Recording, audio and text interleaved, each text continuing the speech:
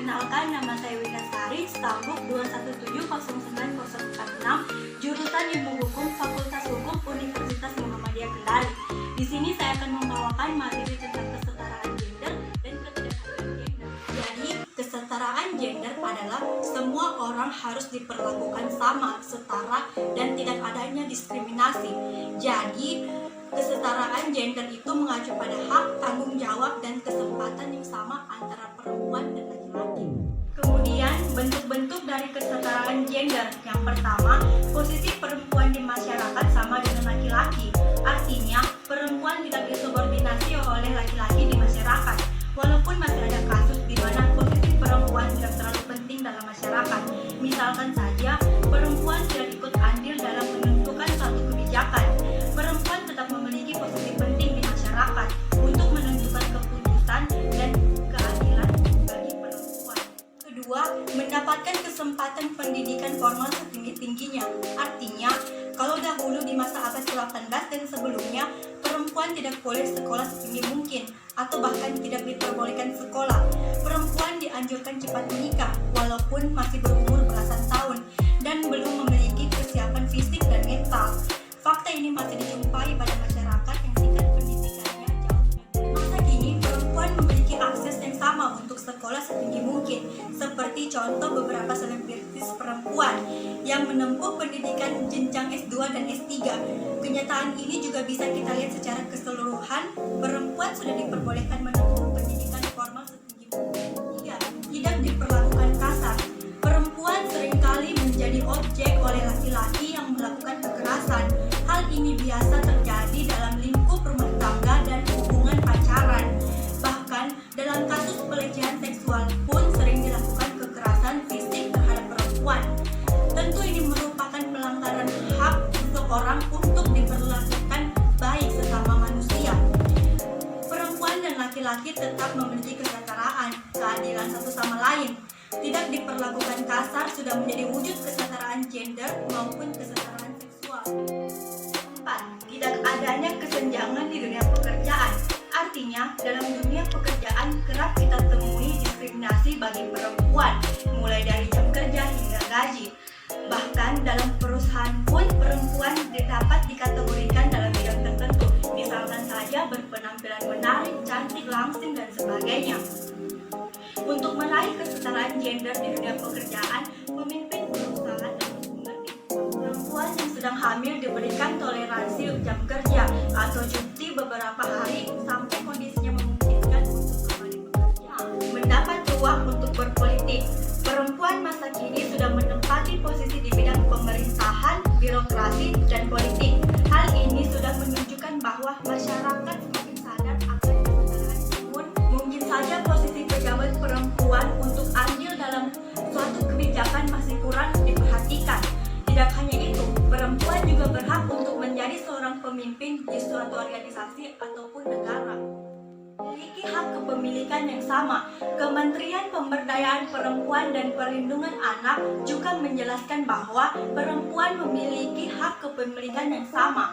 Hukum perdata di Indonesia menetapkan bahwa laki-laki dan perempuan memiliki hak yang sama. Sebuah keputusan ini dibuat untuk mengadili dan menghindari tidak diuntungkannya perempuan atas dominasi laki-laki yang memanfaatkan kelemahan hukum yang ada. Kesetaraan gender di masyarakat harus tetap diberikan penerangan dan edukasi agar tidak ada ketidakadilan terhadap perempuan. Ini juga menegaskan bahwa manusia berjenis kelamin laki-laki dan perempuan memiliki hak yang sama, setara di setiap ketidakadilan gender. Ketidakadilan gender adalah diskriminasi yang bersumberkan pada keyakinan.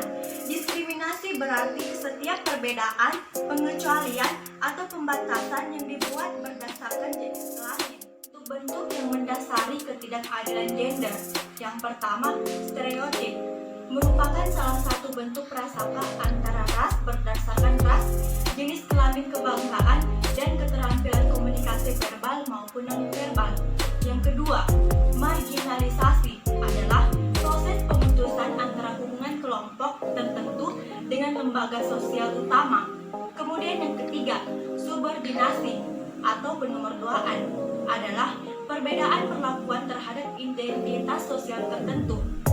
Biasanya yang menjadi kelompok ini adalah kelompok minoritas.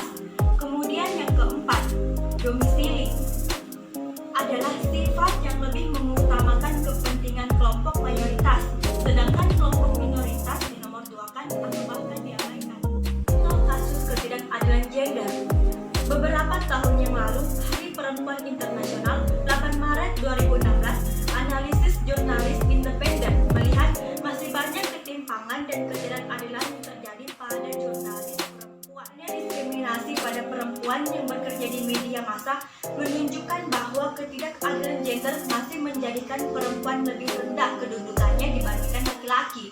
Selain itu, perempuan dalam dunia publik tidak mendapatkan hak yang sama seperti dengan laki-laki, meski beban kerja mereka sama dalam hal pekerjaan.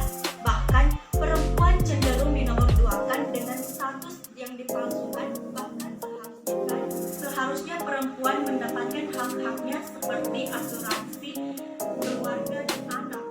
Undang yang digunakan perusahaan pun cenderung merugikan perempuan, karena undang-undang yang digunakan seharusnya Undang-Undang Ketenagakerjaan Nomor 13 Tahun 2003 yang tidak mengenal diskriminasi gender dalam hal pemenuhan hak-hak tenaga kerja. Banyak perusahaan yang menggunakan Undang-Undang Perkawinan Nomor 1 Tahun 1974 sehingga banyak perempuan yang telah menikah dan mendapatkan hak-haknya. Selain itu, ketidakadilan gender juga terlihat terbatas kesempatan berkarir karena adanya ketimpangan jumlah perempuan di sektor publik yang lebih sedikit dibandingkan laki-laki. Tidak adanya perlindungan dalam pelecehan seksual terhadap perempuan menjadikan banyak perempuan dirugikan dalam hal ketidakadilan gender di media massa. Pesan saya kepada masyarakat agar tidak melakukan kekerasan khususnya kepada perempuan ada 3. Yang pertama, kekerasan merupakan pelanggaran terhadap hak asasi manusia. Setiap manusia, baik laki-laki maupun perempuan, dewasa maupun anak-anak, tidak boleh menjadi korban ataupun pelaku kekerasan. Setiap manusia berhak untuk hidup secara baik. Kedua, keluarga harus menjadi tempat untuk mengadu, bercerita, berdiskusi, dan minta pendapat. 3, perempuan dan anak jangan merasa bersalah pada saat menjadi korban kekerasan, apapun itu bentuknya. Kejadian buruk yang menimpa kita bukan karena kesalahan kita, entah itu karena cara berteman, berkendara, bekerja, apapun itu. Pelakulah yang punya masalah dan kebetulan kita yang menjadi korban. Apa yang saya sampaikan semoga bermanfaat. Lebih dan kurangnya mohon dimaafkan. Jangan lupa di like, komen, dan subscribe. Assalamualaikum.